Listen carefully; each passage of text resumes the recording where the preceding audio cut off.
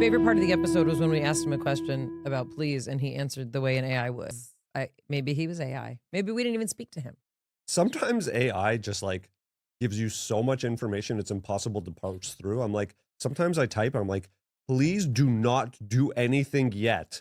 Cause like you say to me when you're trying to explain something. I don't want to read AI for 4 pages. Like you haven't even understood what I'm asking yet. And sometimes I start a sentence. Yes. And you'll be like, okay. And we're going to do 6. Yeah, and I'm because like, the algorithm knows. It knows everything you've done.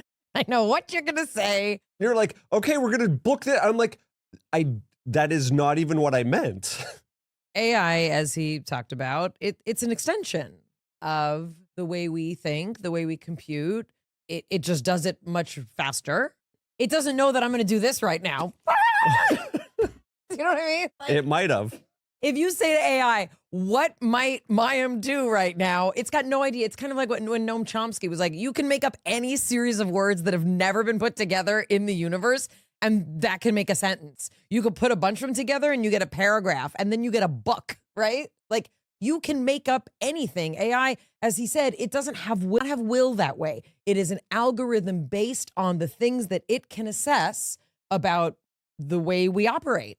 I kind of wish there was a way to separate the things that are great and helpful from all the things that are potentially harmful and bad and devastating. You can't. You get both of these things. You both get the potential for be diagnosed accurately with something without any trips to the hospital, bureaucracy. Those are great things. I want those things. I want the deserts to bloom. I want to feed the hungry people. I want all of those things. I don't want these other bad things. I don't want people losing touch with what it means to be human or the emotional labor required to interact with other humans. I mean, I hear this even from educated, connected friends of mine. Well, what I really want to do is just like talk to the computer. I just want it because they understand me best. They give me the best advice. Like, I've been giving you that advice for 3 years. You didn't listen to me. If the computer tells you, you know to leave. There's a handful of concerns that were acknowledged but drastically underplayed.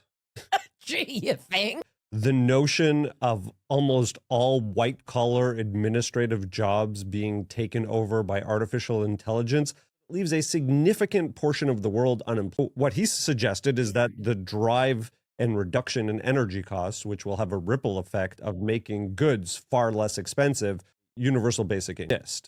I am both excited about the idea existing and terrified that when people do not have something to focus on, nothing good's going to happen. Nothing good happens, right? Like the entire structure and history of civilization has been predicated on the fact that resources are finite, that feeding ourselves is really difficult, that the Maslow's hierarchy of needs are like a lot of people, a good portion of the world, working really hard. By the sweat of their brow shall you labor.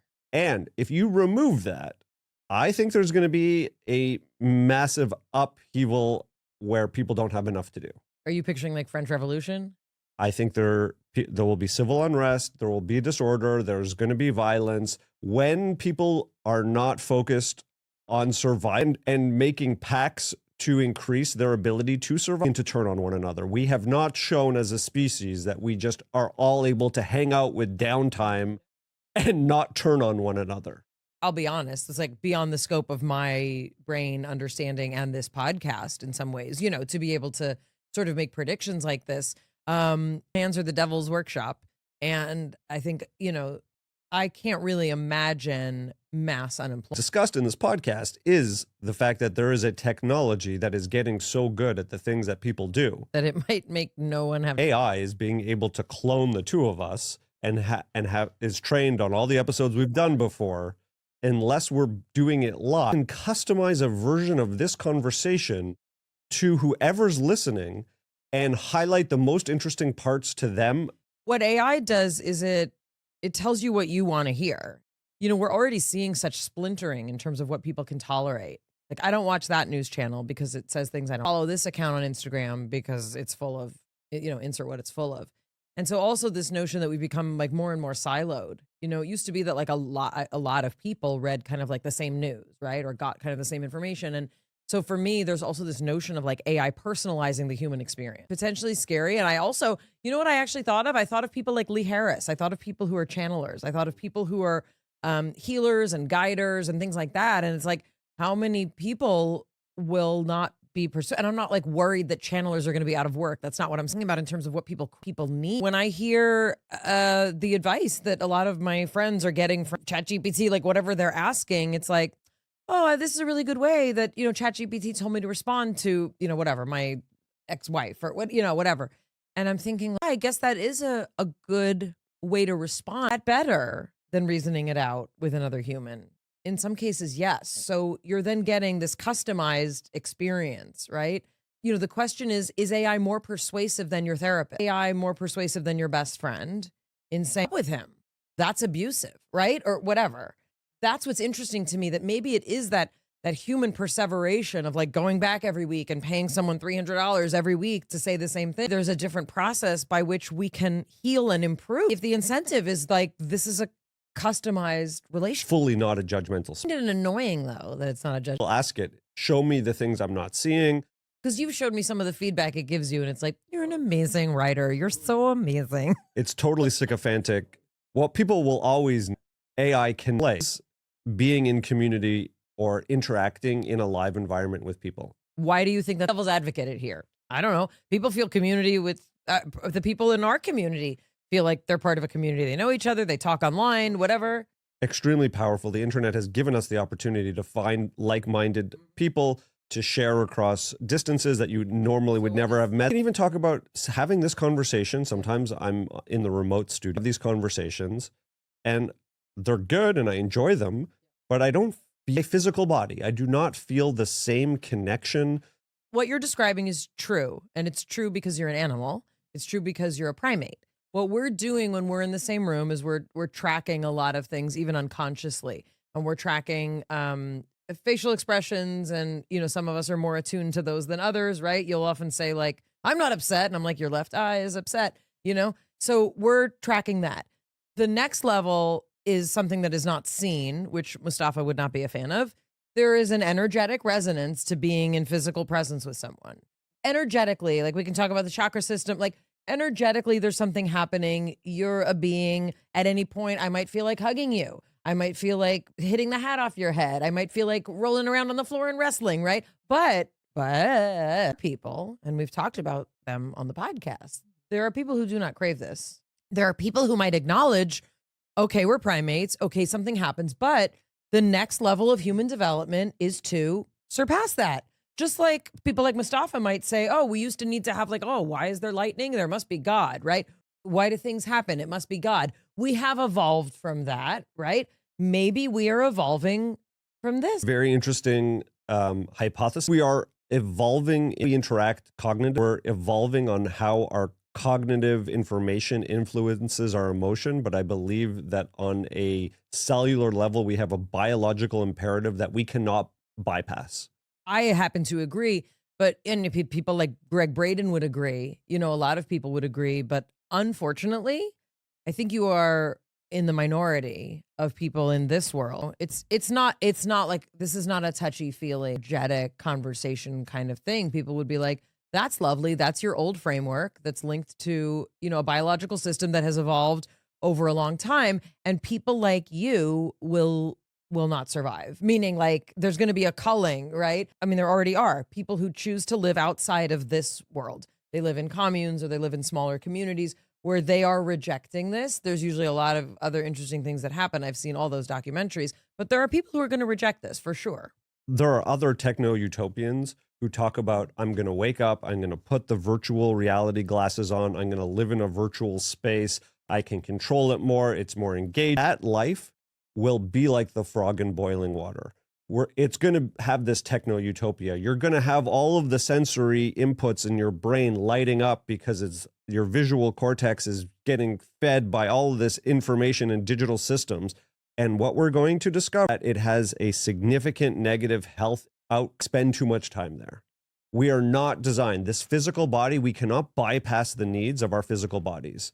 We need sunshine. The amount of sunshine that we get directly correlates to how we function. There's already people who have ways to, quote, try and get all the things that sunshine gives you without sunshine. Sure, maybe you get your VR chair that you sit in has red light exposure that's going to try and increase that signaling.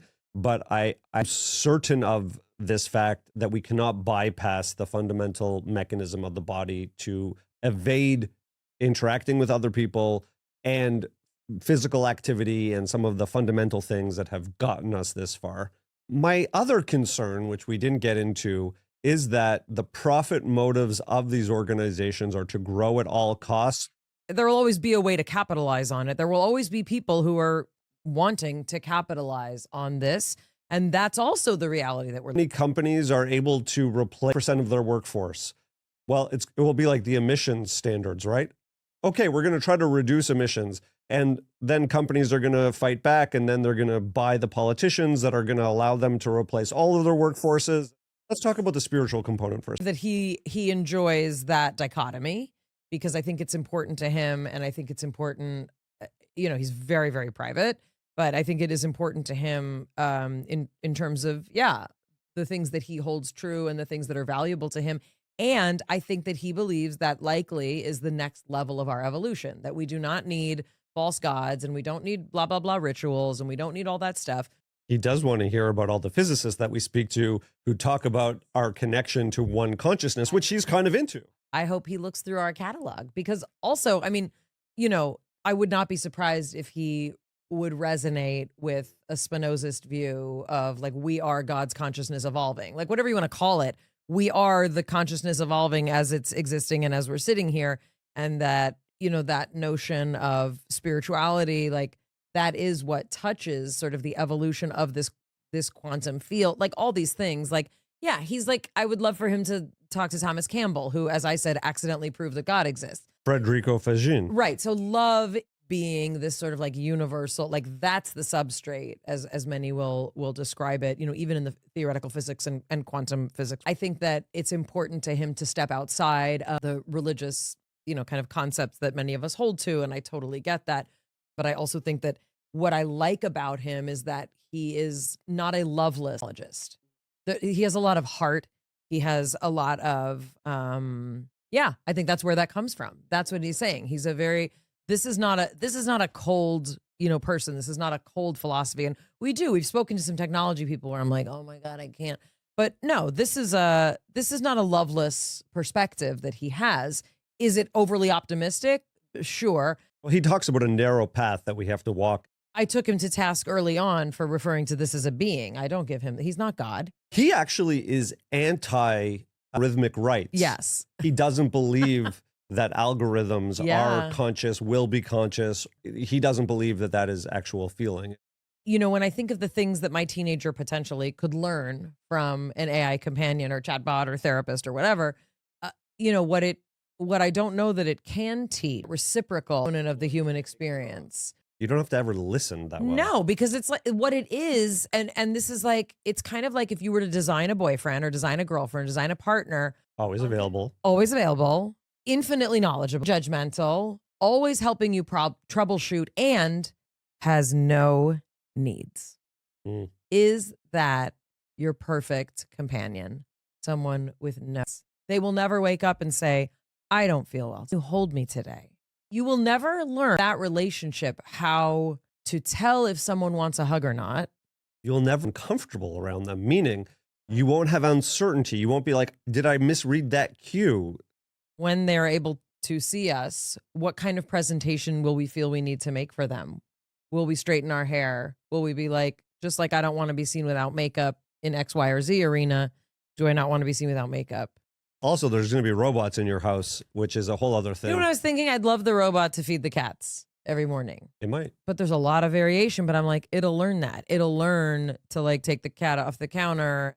Like some of the very practical things, I'll be in my pottery class. It's going to make life a lot better. Yeah, you know what? But you know what? It's going to also take your dog for a walk. And what kind of relationships are we going to be cultivating with animals when we are already not their primary caregivers? Do you think Archie's going to want the robot to pet? She will want. But the robot doesn't. Although you can probably add smell. Okay. 100%. If you can have sex with them, they can have pheromones coming out of their robot. Something happened at the park today. Archie, a golden retriever, The best boy in the world. he doesn't fetch. He really doesn't. He's a golden retriever who does not retrieve. He's just today at the park and this morning before the podcast, someone threw a ball. It was a squeaky ball. Oh, he likes to squeak. Archie ran and got it Yeah. and brought it back. And I was like, that's weird. And then she kept throwing it and he kept running and bringing it back. Why, you ask? Take a Color of bacon. When he squeezes the ball, it smells like bacon scent comes out of it. Oh, geez. Disgusting. When I squeeze you, bacon scent comes out of you. Possible that the rope an arsenal of smells that it can disperse depending on who it's around you. It's going to make some sort of human scent that you might find appealing. What's the scent of a person in need who needs me to solve their problems? That pheromone will be packaged and dispersed by the robot, and you're going to like feel so accepted and loved by the robot. Art takes him for a walk. It will just have bacon. This is a really, really fun conversation. Jonathan, thank you for encouraging us to have this conversation.